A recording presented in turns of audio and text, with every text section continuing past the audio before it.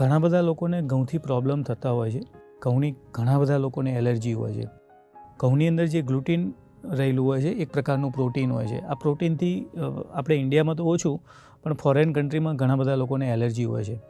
તો ઘઉંની તમારે એલર્જી છે કે નહીં એ તમારે પહેલું નક્કી કરવું જોઈએ. જો તમારે ઘઉંની એલર્જી હોય, ગ્લુટીનની એલર્જી હોય તો તમે ઘઉં બંધ કરશો તો તમારું વજન જલ્દી ઘટશે.